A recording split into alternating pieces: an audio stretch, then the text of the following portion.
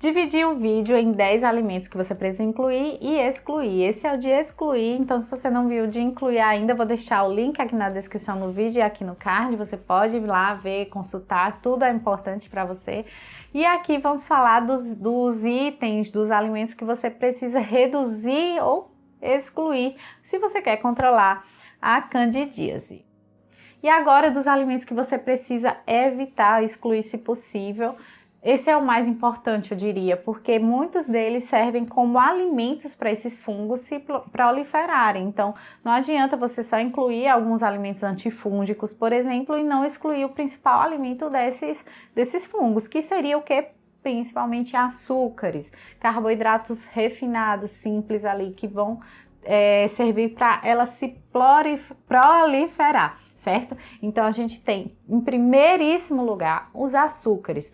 Todo açúcar adicionado, o açúcar que já está em alguns alimentos, se tiver em grandes quantidades, açúcar adicionado a alimentos industrializados. Então tudo que tiver açúcar você precisa evitar.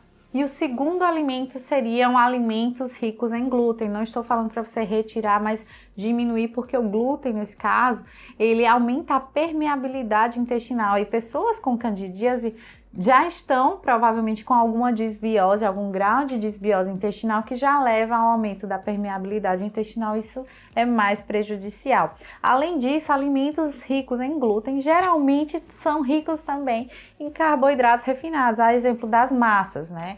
Então, pão, bolo, massas de pizza, de pastel, de coxinha, dessas coisas, tudo tem muito carboidrato da farinha de trigo disponível ali para que esse fungo se alimente, entende? Então seria pegando já esses dois ganchos aí. E o terceiro item não é um alimento específico, mas um grupo de alimentos que tem uma quantidade maior de carboidrato concentrado, mesmo eles sendo mais saudáveis. Então, nesse período de tratamento da candidíase, a gente precisaria evitar ou diminuir mais esses alimentos, né?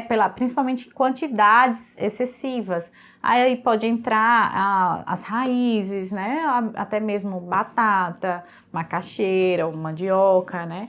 Ou as próprias massas, como eu falei, macarrão, tudo isso a gente precisa evitar. E o quarto item são os embutidos, ou seja, salsicha, mortadela, presunto, peito de peru, linguiça, tudo isso é prejudicial, vai ter uma capacidade de inflamar nosso organismo muito alta, tem muitos aditivos que desregula tudo, não, você tem que evitar. E o quinto item, por mais que seja saudável, não recomendo nesse tratamento, são as oleaginosas, principalmente aquelas que têm um menor controle ali durante o processamento de embalagem, transporte. Então, se você não sabe, né, de onde ela vem, como foi todo esse processo, evite, porque é muito grande a chance dela ter uma maior quantidade de fungos na sua composição por conta desse processamento que teve até chegar na tua casa, né? Pela forma de armazenamento, de transporte, do controle de temperatura, enfim, pode ser que isso piore nesse momento.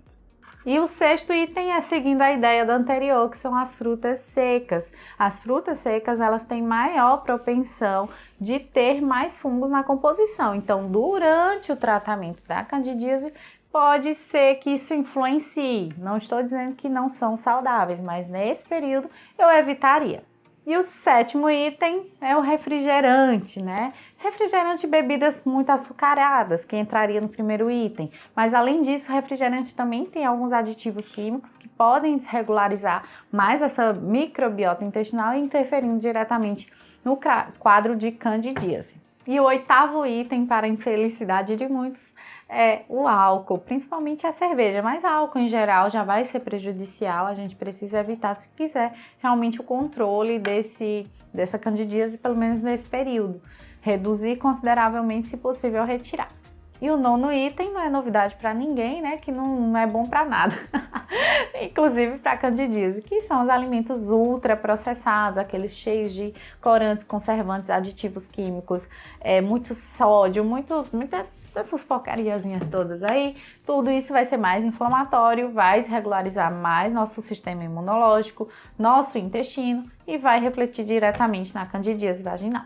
O 10º item seriam alimentos que são mais propensos de desenvolver fungos, de ter fungos mais fácil. Ou seja, não é que o alimento não é saudável, mas é porque nesse período tudo que tiver um pouco mais de fungo a gente é bom evitar, né? Tanto para candidíase quanto para síndromes fúngicas, que também é um outro problema de saúde que a gente trata bem semelhante em relação a isso, né? Então a gente tem o morango, por exemplo, ele gera, né, desenvolve fungos muito mais rápido. O mamão, né? Então, qualquer fruta que você viu que já está de um lado começando a ter o fungo, joga toda ela fora, porque também já tem aquela parte não visível, né? Que a gente não está enxergando, mas que tem o fungo lá.